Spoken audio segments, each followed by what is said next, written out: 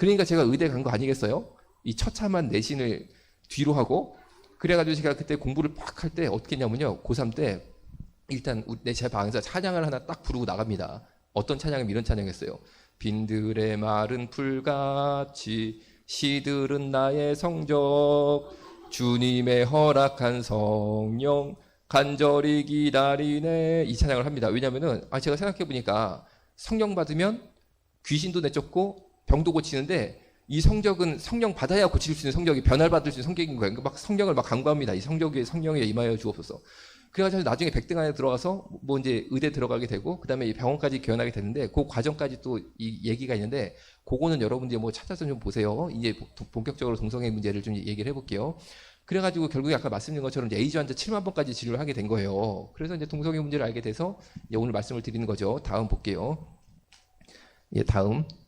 먼저 첫 번째 말씀드리고 싶은 것은 동성애는 결코 선천적으로 가지고 태어나는 것이 아니다라는 겁니다. 왜냐하면 GWAS라는 최첨단 유전자 조사 기법으로 사람 몸속에 있는 사람 유전자 염색체 전체를 전수 조사해 보니까 절대 인간의 몸 안에는 동성애 성향을 일으키는 사람 유전자가 한 개도 없습니다. 그러니까 동성애 성향은 결코 선천적으로 가지고 태어날 수 없다라는 것이 의학의 결론입니다. 왜냐하면 동성애 성향을 유발하는 유전자가 인간 안에는 없어요. 그럼 동성애는 어떻게 하게 되는 것이냐? 100% 후천적으로 학습돼야지만 할 수 있는 게 동성애입니다. 다음 볼게요. 가장 유명한 동성애자인 홍석천 씨이죠. 이분이 본인이 동성애를 하게 된 경우에 대해서 서울대 강의 때 말씀하신 것을 동아일보 기사로 낸 실제 동아일보 기사입니다. 이분은 청양고추, 매운 고추로 유명한 충남 청양 지역에서 어린 시절을 보냈는데, 당시 초등학교 4학년 때 같은 마을에 살았던 성인 남자 동성애자가 초등학교 4학년 홍석천 아이를 성폭행을 해요. 그러니까 남자가 남자를 성폭행했어요. 동성 성폭행이 있었던 거죠. 그 사건이 있었을 때 빨리 부모님, 선생님께 말씀을 드리고 해결을 받았으면 좋았는데, 일단 본인이 당한 행동이 뭔지를 잘 몰랐고 가해자인 성인 남자가 무섭고 해서 이 사실을 덮고 숨긴 동안 고3, 즉 19살이 될 때까지 무려 300명 이상의 동성애자들에게 연달아 성폭행을 계속 당하게 됩니다. 300명 이상이고 300번 이상이 아니니까 횟수로 치면 1000번이 훨씬 넘어갈 것으로 생각이 되고 있어요. 이렇게 어린 시절 불건강한 동성애 성적 접촉을 당했다든지, 아니면 동성애 음란물을 지속적으로 본 경우에 동성애 학습 효과를 일으켜서 동성애자가 될 수 있다고 하고, 이것을 정신의학에서는 학습화 이론으로 설명하고 있습니다. 즉 동성애 문화, 동성애 비디오, 동성애 만화, 동성애 소설, 웹툰 이런 거 보는 거 굉장히 위험합니다. 그런 것 때문에 동성애자가 된다라는 거죠. 여러분 중에 혹시 동성애물 재밌게 보는 사람 있을 수도 있다고 생각이 드는 게, 왜냐면 팬픽이라고 아시죠? 팬픽? 팬픽이 팬들이 막 소설 쓰는 거죠. 그게 거의 동성애물입니다. BTS 팬픽이 BTS 멤버 이 사람이랑 저 사람이랑 서로 동성애인데 뭐 막 그런 얘기로 막 이게 거의 동성애물로 가니까 그런 거 피해야 돼요. 그리고 BL물이라고 보이러브, 그게 남자 동성애물이죠. 그런 거 서점에 가면은 파는데 절대 가까이 하면 안 된다고 생각하시면 됩니다. 아멘? 다음 볼게요. 그러면 동성애자들이 어떻게 서로 찾느냐? 굉장히 간단합니다. 우리가 얼굴 보면 동성애자인지 알 수 없잖아요. 동성애라고 써 있는 것도 아니니까. 그런데 동성애자들은 100% 서로 너무 쉽게 찾는데 핸드폰에 동성애 앱을 깝니다. 우리가 카톡 까는 것처럼 동성애자들은 동성애 앱을 까는데 6개 정도를 많이 쓰고 있는데, 그중에 랭킹 3등인 분홍색 잭디라는 동성애 앱이에요. 제가 이태원에 가서 저 랭킹 3등 분홍 동성애 앱에 접속을 해보니까 보시는 것처럼 제 위치가 표시가 됩니다. 즉 위치 추적 기능이 있는 거죠. 그리고 제 반경 5km에 랭킹 3등인 저 분홍 동성애자 앱에 현재 동시 접속 중인 동성애자 수가 400명이 검색이 됩니다. 그리고 그 400명이 보시는 것처럼 바둑판 모양으로 자신의 얼굴 벗은 몸을 올로출로 다 공개를 했는데, 교육 자료로 쓰려니까 제가 모자이크 처리를 한 거예요. 그런데 맨 양쪽 하단에 보면 뭐가 빨간 것만 나오죠? 저게 뭘까요? 본인의 성기입니다. 본인의 성기까지 올로출 촬영을 찍어서 올리면 상대편의 성기 모양까지 확인한 다음에 마음에 드는 동성 연애 상대가 있으면 클릭하면, 다음 볼게요. 이렇게 자기소개가 나오는데 특별히 16남이라는 친구가 굉장히 제 눈길을 끌었습니다. 16남은 중학생이죠. 중학생이 왜 동성 앱에 왔지? 이 중에 16남 손 한번 들어볼까요? 16 남학생. 우연찮게 또 16남은 없나 봐요. 하여튼 있어도 이제 창피하니까 손을 못 들 수도 있다는 생각은 들지만, 아니 뭐 16세가 죄인가? 하여튼 그런데 이 친구는 이 친구만의 비밀이 있어요. 클릭해서 보면 이렇게 자기소개가 나오는데, 자기소개 읽어드리면 이렇네요. 16남 알바입니다라고 돼 있어요. 알바는 동성애자들의 은어로 중학생, 고등학생, 남학생들 중에 본인은 동성애자가 아니지만 용돈 마련을 위해서 성인 남자 동성애자에게 자신의 몸과 학문을 성매매로 파는 남학생들을 알바라고 부릅니다. 계속 읽어드리면 돈은 만나서 선물입니다. 맨 밑에 빨간 줄 읽어드리면 학문은 많이 범해지지 않아서 쫄깃합니다라고 본인의 학문 상태까지 광고를 하면서 중학생 남학생이 동성애 앱을 통한 청소년 동성 성매매를 하고 있는데, 이 학생이 1시간 동안 동성 성매매를 하고 얼마를 받냐면 3만 원을 받습니다. 그러니까 돈 3만 원 때문에 여러분들 친구들이 에이즈에 걸려서 학교에 돌아오는 게 현재 대한민국의 현실이고, 바로 이런 동성애 앱을 통한 청소년 동성 성매매 급증으로 말미암아 지난 15년 동안 청소년 에이즈 증가율이 무려 2,500%가 증가하게 됐어요. 그리고 저쪽에 보시는 남색의 S라고 된 앱이 딕소라는 앱이죠. 이 앱이 바로 동성애 앱 중에 랭킹 1등입니다. 그러니까 여러분 친구 핸드폰에 이런 앱이나 요 하나 전에 가볼게요. 이런 앱이 깔려 있으면 100% 동성애자입니다. 100%. 자, 한번 옆에 친구 핸드폰 시간 될 때 우리 기도하면서 싹 봐가지고 이런 게 나오면은 우리 목사님께 꼭 보고를 올리고 우리가 열심히 기도해야 됩니다. 그 친구들을 우리가 혐오하자, 분리 배척하자 그런 게 아니고 그 친구가 변화되도록 기도해야 될 줄로 믿어요. 자, 그런데 이 PPT는 제게 아니고 예수님 거라 교회에 다 드리고 왔으니까 필요한 분들은 그냥 받아가시면 되십니다. 왜 이렇게까지 이 앱의 모양을 눈에 익혀두시기를 부탁을 드리냐면은, 저희 병원에 여자 에이즈 환자분이 진료 의뢰서를 보내시면 여자가 에이즈에 감염되셨으니까 성매매 여성이 아닌가라고 제가 오해를 했었는데, 놀랍게도 저희 병원에 입원하셨던 여자 에이즈 환자분들 중에 성매매 여성은 단 한 명도 없으셨고, 어떻게 에이즈 감염이 되셨냐면 대부분이 남편, 나머지가 남자친구한테 옮았어요. 한 가지 예만 대표로 설명드리면, 이 여성도 결혼해서 임신하게 되니까 너무 기뻐서 산부인과에 가서 검사를 했는데 산부인과 검사상 에이즈로 판명이 됩니다. 그러니까 산부인과 원장님께서 진료실에서 너무 놀라가지고 애기 엄마가 에이즈도 알고 있었냐. 그러니까 이 애기 엄마는 에이즈 걸릴 행동을 한 적이 없거든요. 그러니까 너무 무서우니까 그 자리에서 벌벌벌 떨면서 핸드폰으로 전화를 합니다. 남편에게. 여보, 나보고 지금 에이즈라고 그러는데 나 어떻게? 라고 물어보니까 이 남편이 그 핸드폰 번호를 바꾸고 도망을 갔다는 거죠. 알고 보니까 그 남편이 동성애자이고 에이즈 환자였는데 에이즈 감염 사실을 숨기고 결혼해서 자기 아내를 에이즈로 만들었을 뿐 아니라, 그 말을 들었을 때 제가 더 이해하기 어려웠던 점은, 산모가 에이즈 산모면 태어나는 아기가 주산기 감염이라고 그래서 에이즈 아기로 태어날 확률이 상당히 높습니다.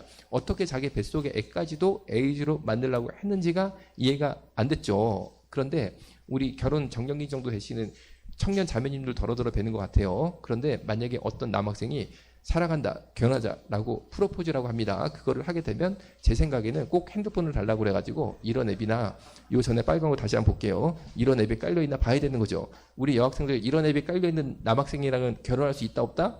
절대 안 된다. 큰일 난다. 자, 한번 들어가서 볼게요. 만약에 지금 5m 나오면은 이 중에 그분이 좀 누구 계신 거지 이제.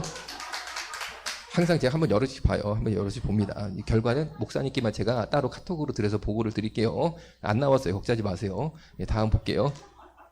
예, 서울 퀴어 축제 현장 사진인데, 퀴어 축제가 동성애자들 축제고 얼마 전에 있었어요. 한 2주 전, 3주 전 있었죠. 서울 중심부에 7월 달에 토요일 하루를 정해가지고 이런 식으로 행사가 벌어집니다.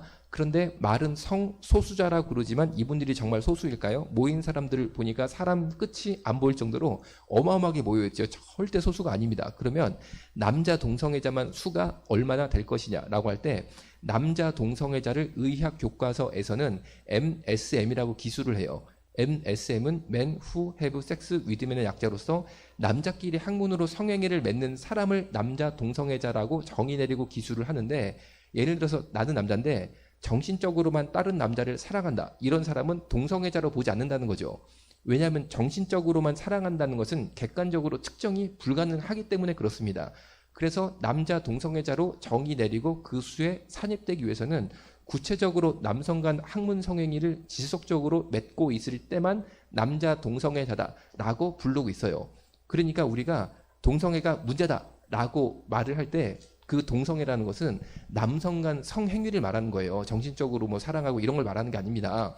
자, 그런데 우리나라 이 MSM, 남성 간 학문 성행위를 하는 사람들이죠. 그 사람의 수가 얼마 정도로 생각을 하냐면 60만 명이 넘는다고 생각하고 있어요. 그러니까 모였다면 이렇게 사람 끝이 안 보일 정도로 엄청나게 많이 모이게 되고 절대 소수자들이 아니고 이 시대 우리 조국에 존재하는 가장 강력한 이익단체 중에 하나다라고 말씀드릴 수 있습니다. 다음 보겠습니다. 이런 식으로 행렬이 진행되게 되는데, 자 여러분, 서울 중심부에 이런 식으로 행렬이 된다, 좀 놀랄 따름인데 맨 앞 선두를 보세요. 젊은 남자들 옷을 싹 벗겨서 제단 위에 사람 제물처럼 올려놓고 그 옆에는 저 사람 제물을 운반하는 제사장들인데, 저 제사장들이 새까만 옷에 부츠까지 새까만 부츠를 맞춰 신었습니다. 저 새까만 제사장의 패션만 놓고 보면 하나님 쪽으로 보이세요, 마귀 쪽으로 보이세요? 절대 이 자리에 한 번만 가보시면 이 자리가 이분들이 주장하는 인권축제, 문화축제가 아닙니다. 이 시대 우리 가운데 존재하는 가장 강력한 영적 전쟁의 현장입니다. 그래서 우리 예수 믿는 사람들이 이 광장 맞은편에서 하루 종일 눈물 뿌리며 기도하고 있는 거예요. 다음 보겠습니다. 이런 식으로 선두가 진행되게 됐는데, 토요일 오후에 일반 서울 시민들을 대상으로 저렇게 이상한 물총을 쏴서 맞추며 즐기는 이분들이 인권 침해당하는 얼굴로 보이세요? 오히려 이분들이 쏘는 이상한 물총에 머리를 이유 없이 맞고 있는 우리의 가족들, 우리의 여동생들, 우리의 남동생들이 인권 침해를 당하고 있는 거예요. 다음 보겠습니다. 서울 광장에 있었던 퀴어 축제 현장 스케치 사진인데, 자 모자이크 처리도 여러분 보는 순간 오 쉽지 않습니까? 그런데 우리 서울 시민들은 이날 서울 광장이 시청역이라는 서울에서 가장 이용객이 많은 지하철역에 붙어 있습니다. 시청역에서 내린 우리 서울 시민들은 이거를 모자이크도 없이 3D로 현장에서 다 볼 수밖에 없는 거예요.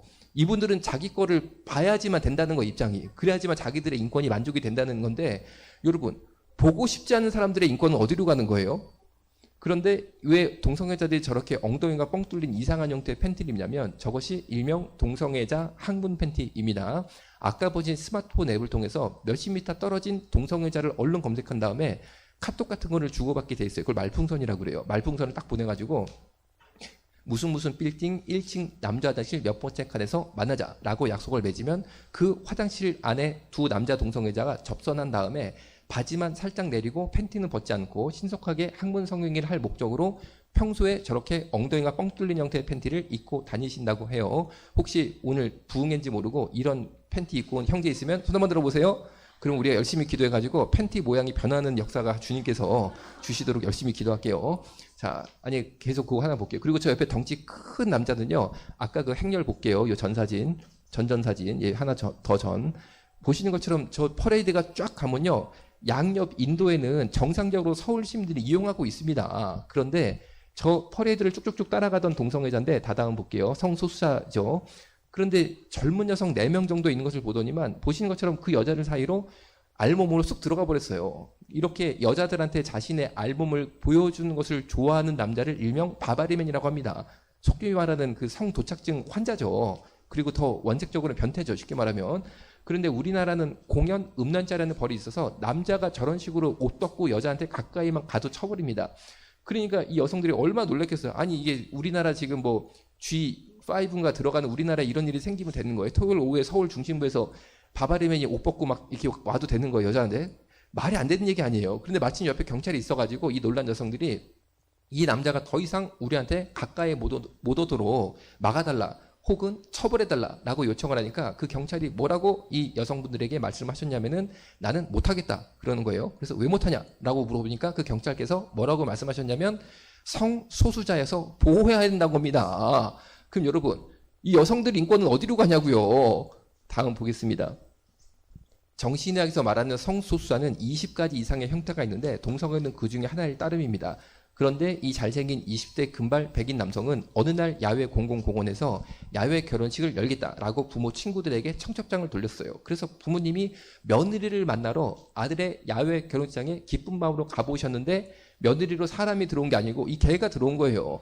그래서 아들이 걔한테 면사포를 씌우고 결혼식이 진행되는데, 서양 결혼식은 맨 마지막에 하이라이트로 신랑 신부가 실제로 키스를 하면서 당신만을 영원히 사랑하겠습니다라는 언약을 하고 끝이 나는데, 자세히 보시면 저 개하고 사람하고 빨갛게 혓바닥이 붙어 있죠?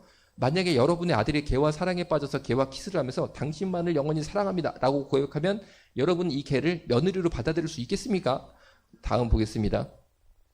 결혼식을 올리고 있는 이 아리따운 여성은 유럽의 유명한 여성 디자이너이신데, 고양이 남편과 사별한 이후에 개 남편과 재혼에 성공했다라고 뉴스에 난 거예요. 다음 보겠습니다. 아, 잠깐, 전에. 이 방금 사진이 조금 수위가 있어서 제가 그 3위라고 넘어가야 되는데 아직 넘어가도 설명부터 드릴게요. 자, 독일이 마틴 루터가 종교개혁을 단행한 기독교의 종주국인데 그 독일조차도 동성애 찬반 논란이 뜨겁다가 드디어 1969년도에 동성애 문제없다라는 독일 시민의 합의를 보게 됐어요. 그런데 동성애 문제없다라고 기독교 국가였던 독일이 합의를 본 이유는 뭐였냐면 아니, 둘이서 좋아서 한다는데 우리가 굳이 반대할 거 있나? 이런 생각이었어요. 그런데 거기서 끝난 게 아니라는 거죠. 왜냐하면 법의 형평성의 원리 때문에 동성애 문제없다라고 합의를 보자마자 사람과 동물 간의 성관계도 문제없다라는 법이 그해 1969년도에 생겼습니다. 왜냐하면 성소수자들이 이런 주장을 한 거예요. 아니 동성애 문제 없다며 남자끼리 뭐 그런 거 문제 없다며 그러면은 동물이랑은 왜 문제가 돼? 이렇게 주장을 하기 시작한 거예요. 똑같은 거 아니냐? 그래가지고 실제로 사람과 동물 간의 성관계도 문제 없다라는 법이 그해 1969년에 생기니까 독일 전역에 합법적으로 동물 매춘업소가 생겼습니다. 동물 매춘업소가 뭐냐면 인간들이 돈을 내고 들어가서 그 안에 근무하는 개, 닭, 고양이 등과 합법적으로 성행위를 맺는 업소인데 그 업소의 실제 사진이 다음 슬라이드인데 사진이 조금 그러니까 수위가 있으니까 내가 요새 좀 심약하다 하면 눈 감아주시고 3, 2, 1 한번 넘어갈게요. 3, 2, 1 넘어갑니다. 이 개가 그 독일의 수간 업소에서 3달 동안 근무하고 죽어서 나온 게 실제 사진인데 보시는 것처럼 항문 생식기가 다 터져서 장이 밑으로 빠져서 개들이 새벽에 죽어서 나오기 시작했는데 이 사진의 하이라이트는 다친 아랫부분이 아니고 팔하고 목입니다. 팔하고 목을 보면 개가 털이 빠져있고 줄이 가 있습니다. 왜 이렇게 되냐면 개가 사람 손님들한테 뒤에서 나쁜 행동을 당하면 화가 나서 확 돌아서 그 사람 손님을 공격할 수 있다고 합니다. 이것을 예방할 목적으로 이 업소에 근무하는 개들은 모두 잔인하게 앞팔을 목 뒤로 꺾어서 팔목, 목, 입까지 쇠사슬로 묶는데 언제까지 묶냐면 보시는 것처럼 개가 털이 다 빠지고 줄이 갈 때까지 묶어버린다는 거죠. 자, 여러분 이것이 인권입니까? 우리가 왜 동성애를 막아야 되냐면은 동성애 하나를 허용하면은 거기서 끝이 아니고 서구 역사를 보니까 여기까지 가는데 1년이 안 걸리더라는 거예요. 1년이. 그러니까 동성애가 이런 악한 문을 여는 열쇠입니다. 열쇠. 그거 하나 뚫리면 형평성의 원리 때문에 이런 일까지 벌어지는데 독일의 역사가 1년밖에 안 걸렸다는 것이 우리 한국 사회에 미리 예습을 시켜준 거죠. 예습을 시켜준 거죠. 자, 다음 보겠습니다. 정신의학이 말하는 또 다른 성소수자인 메카노필리아는 한국말로 번역하면 기계 성애자입니다. 이 남성은 지하 주차장에서 이 흰색 차를 보고 성적 흥분을 참지 못해서 자동차와 성행위를 맺다가 CCTV에 찍힌 실제 사연의 주인공인데 자동차의 범퍼 위에 바람 들어가는 구멍에다가 성행위를 한다고 해요. 그런데 더 놀라운 사실은 이 차가 이 남자의 차가 아니고 남의 차라는 사실입니다. 여러분들이 이번 부흥회 때 은혜 많이 받고 어머니 나 이제부터 새벽 예배 드려야겠어요. 그래가지고 새벽 예배 드리려고 새벽에 아파트 지하주차장에 딱 가보니까 차를 운전해야 되니까 어떤 남자가 우리 부모님 차에다 이러고 있다. 그럼 그 남자를 보시는 순간 아 이분이 우리 집 차랑 운명적 사랑에 빠지셨구나. 이런 생각이 들 수 있겠습니까? 다음 보겠습니다. 정신의학이 말하는 또 다른 성소수의 네크로필리아는 한국말로 번역하면 시체 성애자입니다. 이 사진은 실제로 성관계 대상이 되었던 애인 역할을 했던 시체들의 실제 사진인데 그럼 이 남자가 괴물 같은 사람이냐? 절대 그렇지 않고 방을 보면 책이 수북합니다. 이분이 역사 교수님 박사님이셨어요. 그런데 어느 날부터 시체랑 성관계하는 이상한 습관이 들더니만 급기야 시체를 너무 사랑하게 되셔서 공동묘지 옆에 방 3칸짜리 빌라를 얻어서 살게 됩니다. 그래서 낮에 처녀시체가 묻히면 그날 밤 그 처녀체를 캐내서 자기 애눈을 삼았는데 보시는 것처럼 살이 썩어 들어가니까 천으로 똘똘똘 감고 얼굴 썩어 들어가니까 이목 잘라다 붙이고 해서 자기 애눈을 삼으셨다가 이 사건의 전모가 어떻게 드러나게 되냐면 이 집 부모님께서 아들이 대학 교수가 됐으니까 얼마나 자랑스럽습니까? 그래서 자랑스러운 교수 아들 집에 아무리 한번 놀러 가려고 해도 이 교수 아드님이 절대 부모님이 자기 집안으로 들어오지 못하게 막는 거예요. 그래서 하루는 이 집 부모님께서 교수 아들 집에 불시에 싹 하고 들어가 보니까 교수 아들 집에 시체가 16개가 있는 겁니다. 그래서 아버지가 아들을 112에 신고해서 일반에게 공개 가능한 시체 2개만 이렇게 언론을 통해서 공개되게 됐다는 거죠. 그런데 더 놀라운 점은 스웨덴이 한때 복음으로 망했던 나라가 일어난 기독교 강국이었습니다. 개신교 강국이었습니다. 그런데 그 스웨덴이 어느 순간 부유해지다 보니까 하나님을 떠난 거죠. 그래서 차라리 진보 성향의 정당은 뭐 그런가 싶은데 스웨덴에서 보수 정당이 자유당입니다. 우리로 치면 국민의힘 비슷한 거죠. 거기가 자유당이거든요. 그런데 그 자유당에서 어떤 법안을 만들었냐면요. 사전 동의가 있는 경우는 시체랑 성관계도 문제가 없다라는 법안까지 만들었습니다. 아, 이게 무슨 일이야. 기독교 국가에서. 왜? 동성애 하나가 열리면요. 여기까지 밀고 들어오는 거예요. 법으로. 생각해보세요. 남자끼리 동성애도 문제가 없으면 동물이랑 해도 문제가 없어야 되고 시체랑 해도 문제가 없어야 되는 거 아니에요? 법적인 논리로 보면 뭐가 달라요? 뭐가 다 똑같은 성소수자인데 여기까지 가버리는 거예요. 그러니까 이 사람들이요 사실은 다 그 다음에 여기까지 생각을 하고 있는데 일단은 동성애가 일반에게 제일 받아들여기 쉬우니까 그거를 앞장을 세우는 것뿐입니다. 그러니까 우리가 동성애를 죽기 살기로 기도로 성령의 능력으로 막아낼 줄로 믿습니다. 다음 보겠습니다. 다음 보겠습니다. 자, 그럼 제가 한 가지 질문을 드려볼게요. 내 생각에 한국이 기독교 국가는 아니지만 최소한 우리가 동방예의지국이니까 동성애가 내 생각엔 우리나라에서 불법일 것 같다. 손 한번 들어보세요. 감사합니다. 그러면은 이번에 두 번째 질문. 야, 동성애야 뭐 그래도 최소한 동물이랑 성행위를 하면은 짐승 숫자를 써서 수간이라고 그래요. 그거는 대한민국이 처벌할 것 같다. 손 한번 들어보세요. 예, 감사합니다. 이제부터 말씀을 드리면은 놀랍게도 우리나라는 동성애가 합법입니다. 세계 대표적인 국가가 우리나라입니다. 동성애 합법 국가 대표적인 나라가. 무슨 말이냐? 간단히 생각하시면 됩니다. 동성애 한다고 감옥에 가거나 벌금 내는 게 없죠? 심지어 동성애 축제까지 하죠? 왜? 동성애가 합법이니까 하는 겁니다. 우리나라는 동성애자를 불법으로 보지 않았다는 거죠. 불법으로 처벌하지 않았다는 거죠. 그럼 동물이랑 성행위 하는 건 어떠냐? 동물이랑 성행위를 해도 대한민국은 처벌을 안 합니다. 합법입니다. 그래서 보시는 것처럼 전국 수간협회까지 합법적으로 결성이 돼서 떳떳하게 이분들이 활동을 하고 계시는데 전국 수간협회 사이트를 캡처한 거예요. 그런데 한 남자의 자기소개가 저렇게 나오는 거죠. 정말 끔찍한 얘기인데 글자가 작아서 어쩔 수 없이 안 보이니까 제가 대표로 읽어드리면 이런 내용이에요. 오늘도 고마워. 매번 교대하면서 박을 때마다 기분은 좋은데 싸고 나면 항상 미안해진다. 아빠가 많이 사랑하는 거 알지? 사랑해 우리 애기들 이라고 하면서 본인이 성행위를 하는 자기 집에서 기르는 강아지 2마리 사진을 찍은 다음에 고민글을 게시판에 남겼는데 읽어드리면 이런 거예요. 관계 도중에 애기 생식기에서 피가 나요. 대충 씻기고 지혈했는데 나중에 관계할 때 저한테 피해가 오는 건 없겠죠? 라고 하면서 이 조그만 강아지가 이 남자한테 성관계 당하다가 보시는 것처럼 생식기가 찢어지고 피가 바닥에 떨어진 걸 실시간 사진 찍어서 올렸습니다. 자, 제가 한번 질문 다시 들어갑니다. 나는 이런 건 반대다. 야, 어떻게 사람이 동물이랑 저러냐? 손 한번 들어보세요. 자, 내려주세요. 자, 그러면은 한국의 반동성애 운동의 핵심이 뭐냐? 저 같은 경우 이제 반동성애 사역에 주님께서 부르셔서 이제 순종을 하고 있는 입장이죠. 그럼 저 같은 사람이 뭐를 해서 기도하면서 이렇게 영적 투쟁을 하냐? 절대 우리는 동성애자들을 핍박하거나 그분들을 법으로 처벌하자 전혀 그런 게 아닙니다. 오히려 저는 동성애자들이 벌인 동성애자들인 에이즈환자를 사랑으로 팍 돌보면서 복음을 전하는 사람이에요. 저 동성애를 사랑합니다. 그러면 저 같은 사람이 왜 반동성애 운동을 하냐? 이유가 딱 하나예요. 핵심이. 차별금지법을 막자는 거예요. 차별금지법. 뭐를 막자? 그러니까 사실 입법 투쟁을 하는 거예요. 차별금지법을 막자. 왜 차별금을 막아야 되냐? 이런 겁니다. 만약에 차별금지법이 현재 통과가 됐다라고 한번 생각해 볼게요. 방금 여러분 우리 신앙 양심이 그리고 내가 가지는 건전한 그런 가치 기준이 이런 동물이랑 이런 거 하는 거 우리 반대잖아요. 그죠? 손 한번 들 수밖에 없잖아요. 그런데 만약 차별금지법이 현재 있다 그러면요. 우리한테 소송이 들어옵니다. 내일이면. 왜? 여러분이 손을 딱 드는 순간 성소수자 입장에서는 기분이 나쁘다는 거예요. 아니 내가 뭐 그렇게 샀는데 네가 왜 반대를 해? 네가 왜 나 반대하고 손을 들어? 나 기분 나쁜데? 해가지고 소송을 합니다. 그러면 어떻게 되느냐? 징벌적 손해배상 항목에 의해서 500만 원을 최소 물어줘요. 500만 원을. 자, 우리 중학생, 우리 안경 낀 앞에 둘 눈 반짝반짝한 여학생 500만 원 있으세요? 우리 저기 남학생 둘 500만 원 있으세요?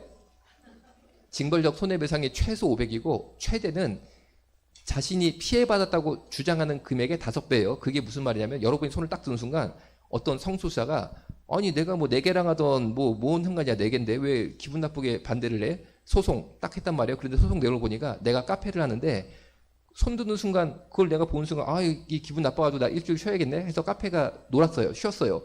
그래서 손해를 1,000만 원 받았어. 그러면 곱하기 오면 5천만 원이에요. 그렇죠? 자, 우리 여학생 5천만 원 있어요? 우리 전도사님처럼 생기신 형제 5천만 원 있어요?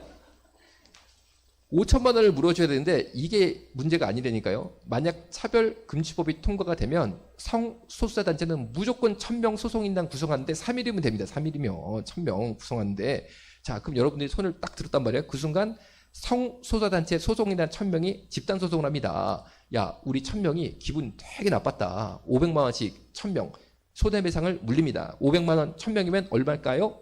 50억입니다. 50억이면 여러분 인생을 저당 잡히는 거 아닌가요? 50억 갚으려면은? 그럼 여러분들이 당연히 내 신앙 양심상 잘못했다라고 의사표현을 한 번 한 것뿐인데 내 인생을 다 날려버려? 자, 그런데 어떤 사람이 그래, 나는 그럼에도 불구하고 주님 바라보고 나의 양심 그리고 성경적 가치를 꺾지 않겠다. 그 50억 내면 되는 거 아니냐 해가지고 50억 냈어. 진짜 믿음으로. 그러면 끝이 날까요? 그게 아닙니다. 그 다음에는 이행강제금이 또 물려요. 이행강제금. 이행강제금 뭐냐면은 그 주장을 번복할 때까지 매일 1,000만 원씩 말 그대로 이행강제를 시켜. 매일 1,000만 원씩 물려. 쉽게 말하면은 나는 동성애가 좋아요. 나는 동물이랑 성애를 하는 것이 좋아요. 나는 찬성이에요. 이 말을 다시 할 때까지 이행강제금이라고 그래서 50억 낸 다음에 매일 1,000만 원씩 물립니다. 그러면 한 달이면 3억이네요? 여러분 한 달에 3억씩 나중에 연봉 받는 직장에 갈 수 있어요? 한 달에 3억이면은 1년에 36억이네? 뭐 우리 메이저리그 가야 되나? 그러면 36억 받으려면? 그러니까 무슨 말이냐면요. 간단합니다. 신사참배가 아니 여러분 기독교인으로서 하나님만 믿는다고 고백하는 게 죄입니까? 그런데 신사참배 안 했다는 이유로 죽여버렸어요. 순교를 시켰어요. 그 당시에. 그런 것처럼 이 시대에는 차별금지법이 통과되면은 내가 하나님을 믿는다라는 이유 때문에 경제적으로 폐인을 만들어버리는 거예요. 사람을 경제적으로 죽여버리는 거예요. 완전 지하세계 사는 거죠. 진짜로. 이제는 수익 활동을 할 수가 없는 거죠. 버는 대로 다 뺏기니까. 그러니까 완전 지하세계에서 뭐 노숙자 비슷하게 살게 되는 거죠. 그렇게 만들어버리겠다는 겁니다. 자, 그러면은 대한민국이 자유주의 국가인데 우리가 자유롭게 기독교 신앙을 믿을 정도의 자유는 보장돼야 되지 않겠습니까?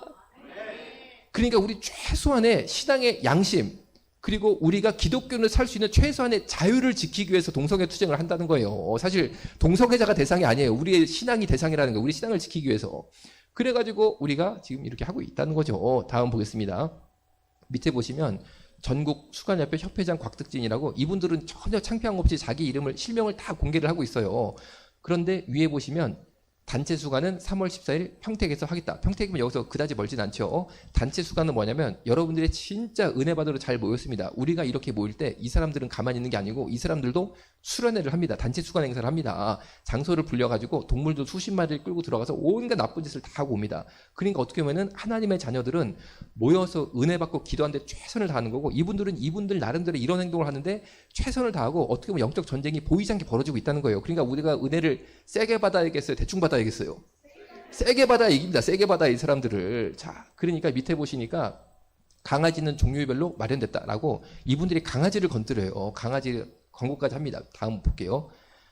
그러니까 위에 곽득진 회장이 이번에는 확실히 어린 강아지들로 구해놨습니다 라고 광고를 올리니까 밑에 여성은 저는 대형견 해주세요 라고 부탁을 하고 있고 밑에 저 남성은 대표님 저는 치와와 부탁드립니다. 이제 몇 번 하니까 왜 사람들이 치와와만 찾는지 알 것 같네요 라고 하면서 본인이 제일 좋아하는 개 종류까지 부탁을 하고 있다는 거죠. 그런데 여러분 우리가 은혜 대충 받아서 되겠어? 여기랑 맞서 싸우려면은 우리도 죽기 살기로 은혜 받아야 될 줄로 믿습니다. 자, 다음 보겠습니다. 조선일보에 나온 저희 병원의 실제 사진인데 이분이 바로 동성애 에이즈 환자분이세요. 에이즈가 왜 무섭냐? 에이즈가 면역력만 떨어뜨릴 것 같은 무서울 게 없는데 에이즈 바이러스의 진정한 무서운 점은 에이즈 바이러스가 뇌세포를 갉아먹어서 반신불수, 전신마비, 식물인간이 오게 하기까지 만드는 게 무섭다라는 거죠. 이분은 다행히 일찍 조기에 발견돼서 왼쪽은 다 오징어처럼 굳어서 못 씁니다. 다 말라져 있죠. 그리고 오른쪽으로 지팡이를 잡으신 채 남은 인생을 사셔야 되는데 엉덩이를 보면 장기간 지속된 항문 성행위로 말미암아 다 항문이 터지고 썩어 들어가서 24시간 피가 주주르 나옵니다. 저 피에는 에이즈 바이러스가 계속 분출이 되는 거죠.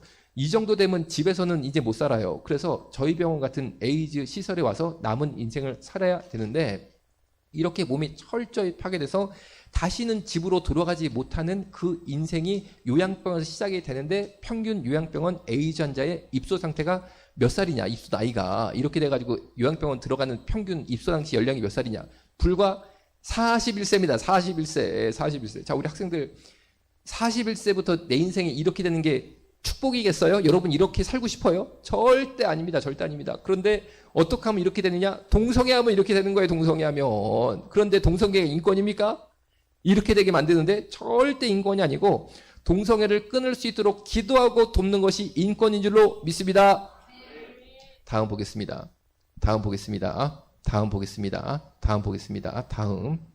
나는 절대 동성애 할 이유가 없으니까 절대 에이즈 바이러스가 나한테 접근도 못하겠지 라고 생각할 수 있겠지만 이게 우리의 순진한 착각인 거죠. 일형 면도기는 당연하겠죠. A전자가 쓴 면도기를 목욕탕 가니까 하나 떨어져 있길래 어이구 공짜 면도기 하나 있네 해가지고 내가 막 썼어요. 그럼 나 바로 에이즈 되는 거죠 이제. 그 다음에 비대는 왜 그러냐면은 아까 보신 동성애 A전자분의 엉덩이 사진처럼 이분들이 계속 피가 납니다. 그러니까 대변을 본 이후에 휴지로 뒤처리를 못하고 꼭 비데를 쓰는데 비데로 세척만 하는 게 아니라 드라이까지 해서 왜냐면 닦아낼 수가 없는 거예요. 피가 계속 나오니까 드라이를 말려버려야 돼요.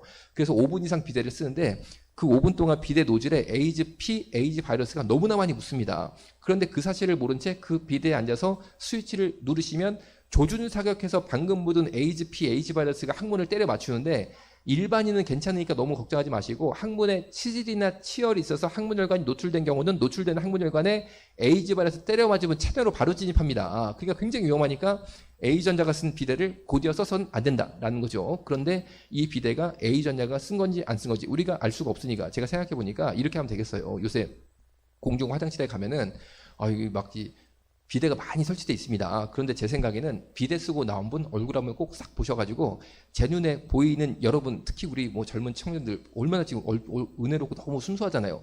이런 표정이면 그 비데는 써도 되고 비데 쓰고 나온 분 얼굴을 딱 보니까 남자인데 귀걸이 하나 끼고 있고 얼굴에 야릇한 게 줄줄 흐른다. 그러면 주님 갈 길을 밝히 보이시니 감사합니다라고 기도하시고 그 비데는 피하면 되겠다 이런 생각까지 하고 있어요. 자, 다음 보겠습니다. 조선일보에 나온 또 다른 저희 병원의 실제 사진인데 실제 사건을 바탕으로 하고 있습니다.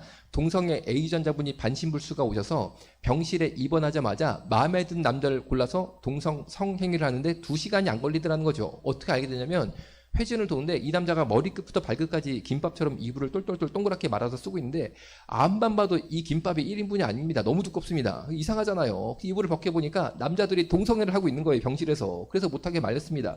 말리니까 이번에는 병실에 딸린 화장실에 들어가서 또 두 남성이 동성애를 합니다. 그래서 이거를 예방할 목적으로 보시는 것처럼 화장실 문 하단 20cm를 잘라서 한 번씩 밑에를 봐서 다리가 2개면 정상, 4개면 부정상. 4개면 문 열고 들어가서 또 못하게 말린 거죠. 그래서 병원 내 동성애를 원천적으로 예방할 수 있게 됐다라고 제가 생각을 했었는데 다음 보겠습니다. 이번은 이분이 저희 병원은 지하 주차장이 없고 야외 주차장만 있어요. 그런데 오늘처럼 아주 맑고 좋은 날인데 오후 1시 정도 됐습니다. 그러니까 지금 딱 요때죠.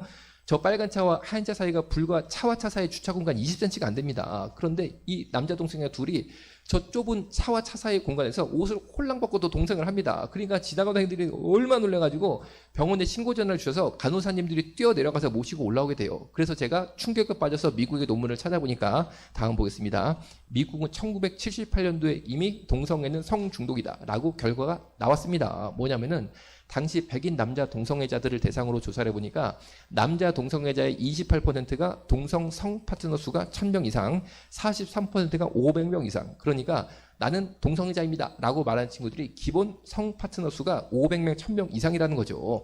자, 이렇게 많은 사람이랑 성행위를 한다는 것은 분명히 성중독이고 에이즈에 걸릴 수밖에 없다라는 거예요. 그래서 에이즈에 걸려서 증상이 나타나면 다음 보겠습니다.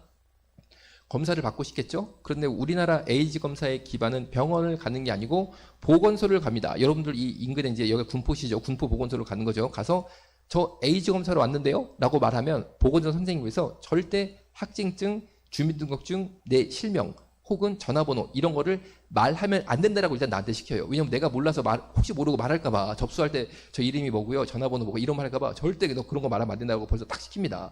그리고 암호를 하나 정하라고 시켜요. 그럼 제가 토끼라고 암호를 정했어요. 그러면 제 피를 뽑은 다음에 정말 피에다가 토끼라고 적고 끝나요. 그 다음에 혈액 검사를 돌린 다음에 일주일 뒤에 보건소로 꼭 전화로만 확인하고 다시는 보건소에 오지 말라고 시킵니다. 왜냐면 일주일 뒤에 보건소에 직접 가서 에이즈 결과 확인을 하면은 보건소 선생님께서 검사지를 읽어주시면서 토끼 씨는 에이즈 걸렸냐면서 제 얼굴 한번 싹 보잖아요.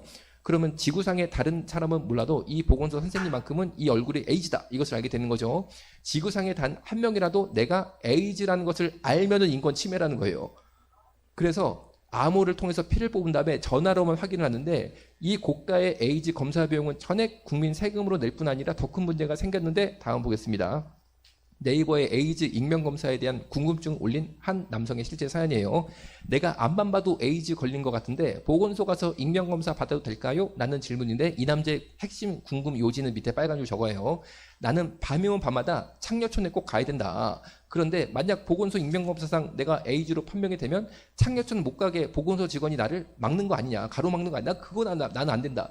그러니까 대한민국 공식 답변이 위에 빨간 줄입니다. 뭐라고 답변이 나왔냐면 당신이 에이즈 환자라는 것은 국가도 몰라, 보건소도 몰라, 아무도 몰라, 오직 당신만 아시니까 하고 싶은 거 마음껏 하고 사시면 됩니다. 이게 우리나라의 답변이에요. 그럼 이 남자 때문에 에이즈 걸릴 여자들은 어떻게 되는 겁니까? 다음 보겠습니다. 남자끼리 학문으로 성행위 맺는 것이 동성애다라고 말씀드리면 제일 많이 하시는 질문이 아이 그게 어떻게 가능하냐 이런 질문입니다. 정말 맞는 말씀이고 하나님께서는 인간이 동성애를 못하도록 우리 몸을 창조하셨다라고 저는 분명히 생각합니다. 왜냐하면 남자끼리 학문으로 그런 안 좋은 행동을 시도하면은 대장이 자극을 받아서 그 순간 대장 안에 있는 대변이 밖으로 다 배출이 돼버려요. 그러니까 동성애를 시도한 순간 대변이 밀고 나오니까 동성애는 못하는 거죠. 하나님께서 그렇게 동성애를 막으려고 우리 몸을 만드셨는데 동성애자들이 제가 볼 때는 마귀가 악한 꾀를 줬다라고 저는 생각을 해요. 그 악한 꾀를 받아서 센조이라는 것을 개발해서 이 대변이 나오는 문제를 해결을 했는데 혹시 제 강의를 인터넷에서 미리 들어서가 아니고 나는 원래부터 센조이가 뭔지 알고 있었다. 손 한번 들어보세요. 난 원래부터 알고 있었다. 이거 알면 동성애자인데. 그러니까 동성애자들 100% 센조이가 뭔지 알고 이거 하기 싫으면 동성애 못합니다. 자, 이게 뭐냐면 이런 거예요. 남자들이 호텔이나 모텔에 동성애로 갑니다. 그럼 제일 먼저 간 데가 샤워기로 갑니다. 샤워기로 가면 샤워기 물을 떨어진 데를 샤워기 헤드라고 그러고 그 헤드를 돌리면 빠지고 빠지면 보시는 것처럼 샤워기 줄, 샤워기 쇠줄, 샤워기 호스만 남습니다. 자, 다음 사진이 조금 충격적이니까 내가 요새 좀 심약하다 그러면 눈 감아요. 3일 넘어갑니다. 3, 2일 넘어갑니다. 자, 20대 초반의 동성애자가 본인의 센조이 장면을 자랑하려고 사진 찍어서 인터넷에 띄운 거를 캡처했는데 원본 사진은 네모난 박스 없습니다. 오리지널 생노출 다 보입니다. 자, 보시는 것처럼 그 샤워기 쇠줄을요 10cm 이상 항문에 팍 하고 집어넣고 저렇게 레슬링 자세를 취해요. 이게 10cm 이상 들어가면 저렇게 공중에 딱 걸려버리거든요. 그 다음에 물을 틀면 저 물이 대장으로 밀고 들어가는데 더 이상 장에 물을 채울 수 없을 때까지 물을 꽉 채웁니다. 그러면 저 쇠줄을 뺍니다. 그 다음에 목표 지점은 양변기입니다. 양변기로 100m 달리기를 정말로 막 뜁니다. 왜냐하면 일단 장에 물이 차면 아까 말씀드린 것처럼 대장 안에 있는 대변을 밑으로 확 쏟아내요. 그러면은 바닥에 떨어지는 대변을 이렇게 밟아서 하수구로 밀어 넣어버려요. 이렇게 센조이를 5번 반복해야지 뭐 홍석천 씨 또 유명한 동성애들 많이 있죠. 그분들 텔레비에 나와가지고 아주 우아하게 혹은 부유하게 사는 모습을 멋지게 사는 모습을 보여줍니다. 그리고 탑게이다 이런 말도 있어요. 아주 그렇게 멋지게 사는 게이들.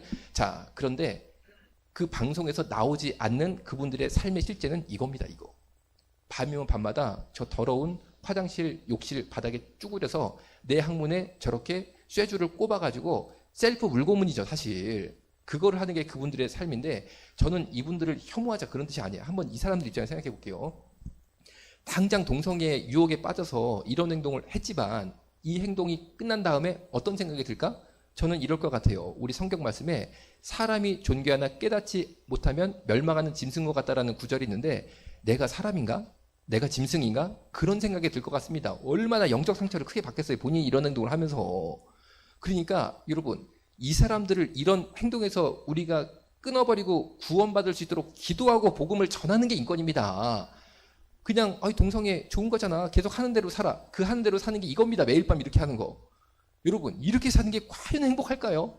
그런데 이게 우리 일반인에게도 크게 영향을 미칩니다. 왜 그러냐면은 이 행동을 마친 다음에 다시 저 샤워기 쇠줄을 샤워기 호스에 돌려서 밥을 시킨 다음에 욕실 벽에 걸어놓으면 그 다음에 저처럼 출장 난 애 아빠 저 오늘 지금 군포에 출장 나왔잖아요. 예를 들면 그러면은 샤워를 딱 트는 순간 이분의 대변, 혈액, 에이즈, 매독, B형 바이러스 등을 다 뒤집어 쓰는 일명 에이즈 샤워를 하는데 우리 출장 나간 애 아빠들이 이런 양치컵 들고 다니는 아빠들 없습니다.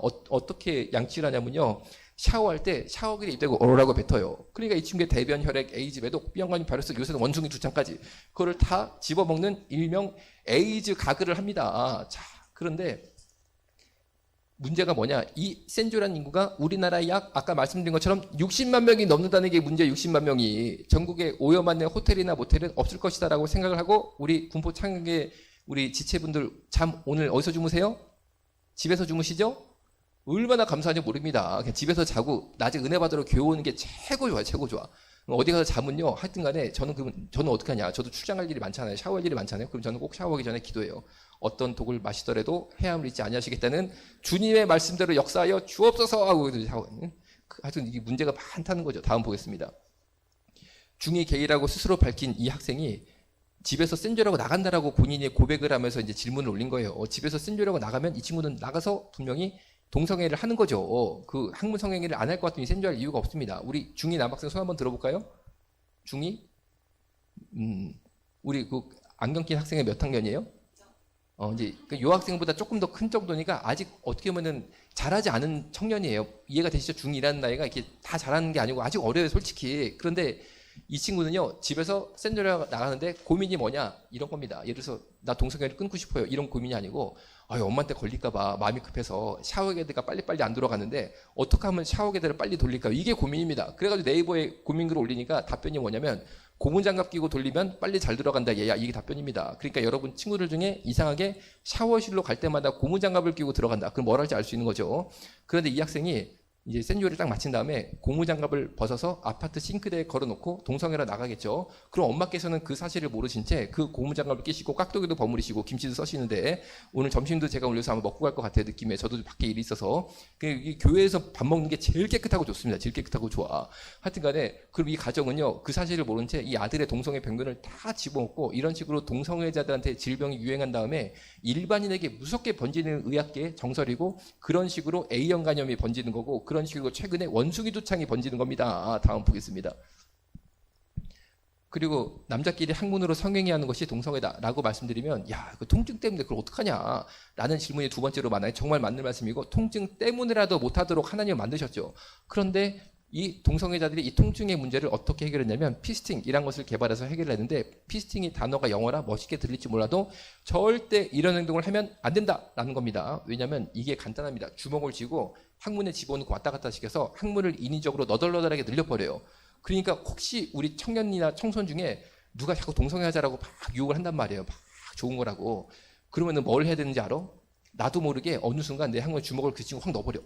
이걸 해야지 동성애할 수 있다고. 그러면 여러분 우리 어떻게 되냐고 생각해봐. 자, 그러면 이렇게 되면요. 물론 학문이 너덜너덜해서 그 다음부터 학문 성행위를 할 때 통증은 못 느끼겠지만 그 다음부터 문제가 뭐냐면 대장에 대변이 찼을 때 밑에서 항문괄약근이 힘있게 조여줘야지만 대변을 밑으로 안 흘리는데 항문괄약근이 늘어나 있으니까 대변을 밑으로 계속 흘리는 변실금 환자가 돼서 기저귀를 차고 삽니다. 여러분 이 무더운 38도 더위에 기저귀 차고 살아봐. 어떻게 되겠어? 여러분 우리 몸은 하나님이 허락하신 거룩한 성전인데 동성애가 뭐라고 내 몸을 일부러 장애인을 만듭니까? 다음 보겠습니다. 그래서 피스팅 월드라는 다음 카페까지 결성해서 동성애자들은 내 학문에 주먹 넣어줄 사람을 구인 광고까지 합니다. 확장해 주실 분 찾아요. 이거는 내 학문에 주먹 넣어줄 사람 찾는다라는 거고 밑에 울산의 땡땡님 절 피스팅 해주세요. 이거는 뭐냐면 설명이 좀 필요해요. 이 피스팅이 굉장히 위험한데 주먹을 집어넣을 때 장이 터져서 죽기도 하지만 넣을 때보다 더 위험할 때가 오히려 뺄 때가 더 위험한데 뺄 때 주먹 손목에 장이 끼어서 장이 한 밖으로 튀어나와 버립니다. 그러니까 동성애자들이 60만 명 정도 남성 동성애자 수고 기독교인은 1000만이라고 우리는 생각해요. 그러면 우리의 10분의 1도 안 되는 거야 동성애자들이. 그런데 왜 차별금지법의 위기 가운데 우리가 절벽에 지금 위험하게 서 있느냐. 이유가 간단합니다. 이 60만 명은요. 죽을 각오를 하고 동성애를 하는 친구들이에요. 피스팅을 하다가 죽을 수 있거든요. 그런데 또 동성애 하겠다라고 피스팅 그 죽음에 한번 그걸 통과를 한 친구들이야. 그리고 에이즈 걸릴 것을 뻔히 알고도 죽을 각오로 동성애를 하는 친구들이야. 그런데 반대로 우리는 어떠냐? 우리에게는 순교 영성이라는 게 있는 거죠. 죽을 각오로 예수 믿는 거. 그런데 봐봐. 저쪽 60만 명은 죽을 각오로 사는 60만 명인데 우리는 순교 영성을 가지고 주를 위해 죽겠습니다. 라는 기독교인이 과연 60만 명이 될까요? 될까? 거기서 우리가 밀리드가 일단 거기서. 그러니까 우리가 사실 이 동성애와의 차별금지법 영적 전쟁에서 승리하려면요. 사실은 근본적으로 우리가 순교 영성을 회복해야 될 줄로 믿습니다. 다음 볼게요. 고1 남학생이 방금 말씀 피스팅을 당하다가 장이 항 밖으로 튀어나왔다고 자기 어떡하냐고 막 고민을 합니다. 여러분 아무리 친구가 공부 잘하면 뭐합니까? 나중에 사회생활 할 수 있겠어요? 장이 항 밖으로 튀어나오면 딸랑딸랑 되는데 다음 보겠습니다. 우리가 성적 지향 제가 이제 한 4분 남아서 어차피 제 강의 유튜브 같은 거 있으니까 나머지는 들으시고 우리 뒤에 비용 문제가 있거든요. 거기 한번 가볼게요. 비용 문제. 그 문자 있어 60만 원 약값. 그거 다음 요거부터 할게요. 자, 이렇게 동성애를 하면 에이즈에 걸릴 수밖에 없죠. 그런데 에이즈에 걸리면 아직까지도 치료가 안 됩니다. 치료가 안 되고 다만 에이즈 바이러스의 증식을 어느 정도 억제시켜주는 항바이러스 억제 알약, 일명 에이즈 알약을 매일매일 잘 먹으면 30년 더 살아요. 그런데 30년 뒤에는 내성이 생겨서 죽습니다. 그래도 30년을 잘 사셔야지만 우리가 복음도 전하고 하나님의 자녀가 되는 거니까 이 에이즈 알약을 잘 드시는 건 너무나 중요한데 제 주변에 실제로 동성애로 에이즈 걸린 분이 생겼어요. 그래서 저한테 에이즈 약을 타야 되니까 병원을 소개해달라고 해서 서울에 뭐 공립병원이 있는데 노숙자 진료한 착한 병원이고 양심 진료하고 약가도 쌉니다. 그래서 거기서 에이즈 알약을 처방하는 감염내과 과장님께 제가 문자를 드렸어요. 제가 환자분을 의뢰하려고 그러는데 환자가 병원에 낼 약값 본인 부담금이 얼마입니까? 그러니까 환자가 낼 약값 본인 부담금은 한 달에 60만 원입니다. 라는 거예요. 이제부터 설명할게요. 에이즈 환자가 한 달 동안 먹는 에이즈 알약값만 600만 원입니다. 600만 원 얼마라고요? 600만 원 나오면 그 순간 90%인 540만 원은 국가가 병원에 바로 지급합니다. 그러면 10%인 60만 원만 병원에 내면 병원 영수증 60만 원짜리를 받겠죠? 그럼 60만 원 병원 영수증을 가지고 보건소 가서 보여주면 60만 원 현찰로 바로 돌려줍니다. 이렇게 에이즈 환자가 한 달 동안 먹는 에이즈 알약값 600만 원 전액 국민 세금으로 다 지급하고 있습니다. 이렇게 약을 먹다가 몸이 조금 아프면 세브란스병원, 서울대병원 이런 종합병원에 무조건 입원합니다. 여러분 몸 아플 때 대학병원 입원할 수 있어요? 못하죠? 왜? 입원비가 무서우니까, 치료비가 무서우니까 무슨 수로 입원합니까? 그런데 동성애 에이즈 환자분들은 조금 아프면 무조건 세브란스병원, 서울대병원 제일 유명한데 무조건 입원입니다. 왜? 입원하면요 치료비가 또 국민 세금으로 100% 다 지급이 돼요. 그뿐 아니라 몸이 아프다고 주장하면서 간병사를 딱 씁니다. 그러면 요새 일반인 간병하는데 간병사님 일당이 10만 원입니다. 에이즈 간병하려면요 20만 원이 훨씬 넘어가요.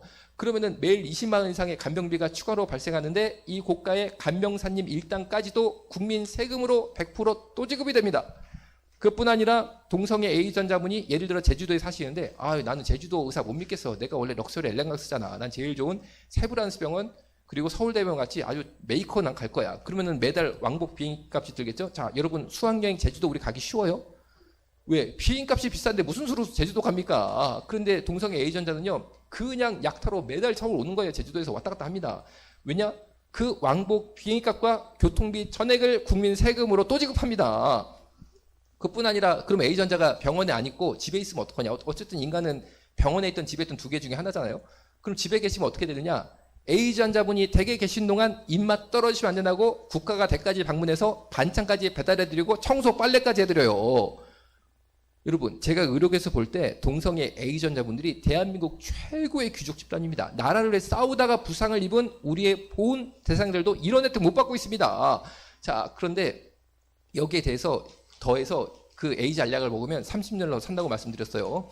이제 이분들이 이제 목적지를 주시나 보네요. 감사합니다. 예. 근데 왜냐면 길게 하면 우리 학생들 점심 먹었어요? 아침 몇 시에 먹었어요? 예, 아니 그래도 우리가 배고프면 들어도 이게 듣는 게 아니라 제가 조금만 더 하고 원래는 지금 끝날 시간인데 조금만 더 하고 너무 이런 배고프게 안 할게 거지 마세요. 자 그랬는데 이분들이 점점 30년을 더 살다 보니까 노령화 고령화가 되는 거죠. 그러니까 이분들이 국가에 뭘 요청했냐면 야 국가가 우리의 노후를 보장해야 된다. 동성애 인권을 보장해라. 그래가지고 그렇게 현재하고 있습니다. 무슨 말이냐면은 노인 요양병원에 동성애 에이즈 환자분 입원하시면 죽을 때까지 요양병원 비용을 국가가 또 지급한다는 거죠. 말 그대로 요람에서 무덤입니다. 무덤. 자 다음 보겠습니다. 그래서 전 세계적으로는 지난 15년 동안 에이즈 환자 수가 무려 35%가 줄었는데 별다른 노력 안 해도 다 자연스럽게 줄고 있어요. 그런데 우리나라만 유독 이렇게 에이즈 환자 수가 기하급수적으로 늘고 있습니다. 왜 이렇게 됐을까요? 두 가지 이유라고 생각합니다. 첫 번째, 이상한 동성애 인권 논리. 두 번째, 과도한 동성애 에이즈 복지 정책. 이 두 가지가 맞물려서 이런 기현상을 일으켰다라고 생각을 하는데 다음 보겠습니다. 따라서 사회적 비용 문제가 생겼죠. 2013년도가 동성애 에이즈 문제로 사회적 비용이 4조를 초과했어요. 그러면은 이 계산을 대입해 보면 작년에 동성애 에이즈 문제로 대한민국 사회적 비용이 얼마였을까요? 10조였습니다. 10조. 그럼 20조가 되는 데가 언제냐? 앞으로 10년 뒤에 20조가 된다고 합니다. 자, 여러분. 동성애가 개인의 성적 취향의 문제가 아니고 한국 사회의 사회적 비용을 부담시키는데 우리가 이것을 사회적 문제로 이야기하는 것은 너무나 당연한 겁니다. 왜? 내 주머니에서 돈이 나갑니다. 내 주머니에서. 그럼 미국은 어떠냐? 동성애자들이 에이즈에 걸리면 미국 사람들은 에이즈 약값 지원을 안 해요. 왜? 아니 동성애 둘이 좋아서 했다는데 우리가 왜 지원하냐? 이거는 기본으로 생각하는데 희한하게 우리나라만 다 지원입니다. 다 지원. 자 다음 보겠습니다. 그리고 지금은 이것 한 가지가 나와서 이것까지 해달라고 주장하고 있고 이걸 또 해준다고 일부 정치인들이 발벗고 나서고 있어서 기도로 이제 막고 있는 거죠. 트랜스젠더 내용인데 트랜스젠더가 하루수 씨 알아요? 하루수 씨? 그런 것처럼 남자가 여자처럼 되고 싶어서 고가의 성 전화출을 받는데 머리끝부터 발끝까지 다 고칩니다. 그래서 1억 이상 돈이 들어갑니다. 그 1억 이상 들어가는 성 전환 수술 비용과 그 다음에 죽을 때까지 고가의 여성 호르몬 주사를 맞아요. 죽을 때까지 맞아야 되는 그 고가의 여성 호르몬 주사값의 80% 이상을 국민 세금으로 또 내달라고 주장을 하고 있어요. 자, 그럼 여러분, 그리고 그럴 것 같으면 우리 여학생들 코 높이고 눈 고치는 것도 국가에서 대줘야 되는 거 아니야? 그런 식으로 치면 왜 우리 돈으로 해? 왜 동성애자들은 고치면은 돈 대주고 우리는 안 대줘? 그러니까 지금 대한민국이 어디로 가는지 기도할 수밖에 없다라는 거죠. 자, 다음. 자, 이제 요거 이제 얘기하면은 여러분 1시 정도 끝나니까 제가 10분 정도 더 한 거니까 여러분 배 많이 고프진 않을 거예요. 자, 어떤 분들은 말씀하십니다. 왜 이렇게 한국교회가 사랑이 없게 동성애자들 자꾸 가로막느냐, 괴롭히냐 라고 말씀을 하시지만 사실과 정반대라는 거죠. 지금 보시는 이 공지사항은 동성애자 인권연대, 성소수자 인권연대 공지사항을 캡처한 거예요. 우리나라 동성애자 단체는 요거 하나밖에 없어요. 단일 단체예요. 오히려 기독교 연합회는 몇 개가 좀 있는데 동성애 단체는 딱 하나 단일 단체입니다. 그런데 여기에서 공지사항 낸 게 뭐냐면 호모포비아 그들은 누구인가? 혐오 세력 주요물 뒷조사라고 돼 있습니다. 그러면 호모포비아 혐오 세력이 누구냐? 저처럼 동성애 반대 의견을 내는 사람을 혐오 세력 혹은 호모포비아다라고 부르고 있어요. 그런데 여러분 지금까지 제 강의를 들어보겠지만 저는 동성애자들 혐오하지 않습니다. 그분들을 사랑하고 복음을 전하고 있어요. 동성애자들이 버린 동성애자들을 10년 이상 저 혼자 대한민국에서 그 일을 했습니다. 왜 그렇게 했습니까? 내가 선해서? 절대 아닙니다. 예수님이 내 마음간에 그 감동을 주시고 하라고 하시니까 했지 복음 때문에 했지 제가 무슨 선하다고 착하다고 제가 그 일을 했겠어요. 예수님 때문에 한 거지. 그런데 오히려 우리 기독교인들이 호모포비아다 그리고 혐오 세력이다 이렇게 이분들을 막 주장을 하는 거죠. 자, 그런데 보시는 것처럼 혐오 세력 주요물 뒷조사라고 해서 동성애 반대 의견 대표 인물 3명 당시에 실명을 띄우고 사실 살생부를 띄운 거죠. 이 사람들을 공격해라 이 얘기죠. 그런데 그 3명 중에 하나가 접니다. 염화소입니다. 그런데 여러분 제가 그런 사람이 아니잖아요. 근데 밑에 보시는 것처럼 혐오 세력 주물 뒷조사라고 해가지고 뭐 제 막 뒤를 캐는 거죠. 이제 뒤를 캐고 막 해치려고 애를 쓰는 거죠. 근데 무슨 일이 조금 있겠죠? 시간 관계상 한 가지만 설명드리면 핸드폰으로 테러 문자가 오는데 어떤 내용의 문자가 오냐면 이태원의 남자 동성애자들 수십 명을 풀어서 저를 성폭행하겠다 이런 문자를 보냅니다. 그래 저는 전혀 개의치 않아요. 왜냐면 내 기도 제목이 순교자가 되는 게 기도 제목이거든요. 암으로 가던 노인질환으로 가던 사고로 가던 한 번은 내가 예수 앞에 가야 되는데 순교로 가면 순교로 갔다는 것 때문에 얼마나 복을 받아요. 나는 그 복을 받고 싶은데. 그러니까 오늘 이 귀한 자리 올 때도 제가 무슨 보디가드가 있습니까? 운전기사가 있습니까? 내 가방 어디 있어? 내 차에 누구 왔나? 가방 하나 메고 내가 그냥 혼자 다니지. 나 절대 누구를 안 다닙니다. 왜? 나는 좀 순교 당해봤으면 좋겠어 정말. 그리고 얼굴을 봐. 내가 공격당한다고 찌들은 얼굴이 아니라 밝고 행복하잖아요. 주님의 은혜를 받으니까 주님이 나와 함께 하시면 되니까 그랬는데 밑에 보시는 것처럼 주요물 뒷조사라고 된 것처럼 아니 가족을 괴롭힙니다. 가족을. 우리 아버님이 70인 할아버지신데 우리 아버님 핸드폰 번호를 어떻게 알았는지 아버님한테도 테러 문자를 또 보내기 시작합니다. 그러니까 하루는 아버님이 저한테 핸드폰을 보여주면서 야 요새 이상한 문자가 온다 라고 해서 제가 문자를 보니까 뭐 그 내용이에요. 그래가지고 제가 그때 예를 들어서 야 내가 가족을 보호해야 되니까 앞으로 이렇게 강의도 하지 말고 뭐 서명운동 같은 거 하면 안 되겠다 이런 생각이 조금 남들고 어떤 생각이 들었냐면 야 우리 아버님이 노년에 엄청나게 큰 복을 받으시겠다라고 생각이 들었습니다. 왜? 하나님이 살아계신데 공격이 있으면 은혜가 훨씬 클 줄로 믿습니다. 그런데 우리 아버님이 정말 그 문자 받은 다음에 엄청난 은혜를 받았어요. 뭐냐면요 저희 아버님이 대머리시거든요. 연세도 많으시고 그런데 그 테러 문자 받은 다음에 아니 대머리에서 머리카락이 나기 시작하는 거예요. 내가 우리 아버님 머리카락을 볼 때마다 살아계신 하나님을 느낍니다. 그런데 제가 아내가 있고 애가 셋이 있는데 애들한테 조금씩 일이 나오는 거예요. 왜냐면 제가 이름이 특이하잖아요. 그러니까 우리 애들을 찾는 거예요. 애들이 구글 해가지고 막 걔 뭐 어느 학교 다니고 막 하더라고. 그래가지고 야 이거 어떡하자고 기도를 딱 하는데 뭔가 제 마음간에 기도가 감동이 와서 아내랑 애를 외국으로 보냈습니다. 그게 벌써 5년째. 그때 우리 비행기를 타고 막내가 가는데 얘가 3돌이 안 됐으니까 얼마나 제가 가슴이 아팠겠어요. 그런데 제가 이렇게밖에 할 수 없는 이유가 뭐냐면 제가 그럼 하나님을 위해서 가족을 버렸냐? 절대 그게 아니에요. 나는 오히려 우리 애들한테 최고의 사랑을 베풀어주고 있습니다. 자 생각해 보세요. 우리 애들 공부 잘해가지고 좋은 대학 가고 좋은 직장 취직했는데 차별금지 통과가 되면 변종복음, 변종 기독교지 절대 그거 기독교 아닙니다. 차별금지법을 준수하는 기독교는 기독교가 될 수 없습니다. 그럼 변종 기독교 믿었다가 갈 때가 천국입니까? 지옥입니까? 그러면 지옥 가는 길을 만들어 아버지가 아들을? 그러니까 정말 내가 우리 자식을 사랑한다면은 정말 우리 세대의 순전한 복음을 지켜서 차별금을 막아서 순전한 복음을 전수하는 게 이게 진짜 부모님 사랑이지, 지금은 다른 게 신경 쓸 때가 아니라는 거죠. 그런데 제가 잘해서가 아니고 그냥 주님의 크신 은혜로 아직까지 차별금법을 막아내고 있다는 게 주님의 은혜입니다. 막아내고 있다는 게. 자, 그래도 3분 남았으니까 조금 더 할 수 있어서 너무 감사해요. 다음 볼게요. 다음. 자, 그 맨 뒤로 한번 가볼게요. 맨 뒤로 가볼게요. 맨 뒤. 맨 뒤에 그럼 전화번호가 하나 있습니다. 맨 뒷장. 그러면 제가 그냥 요거. 자, 요거. 여러분들을 뭘 하면 되냐? 여러분들은 두 가지만 합니다. 두 가지만. 첫 번째가 뭐냐면요.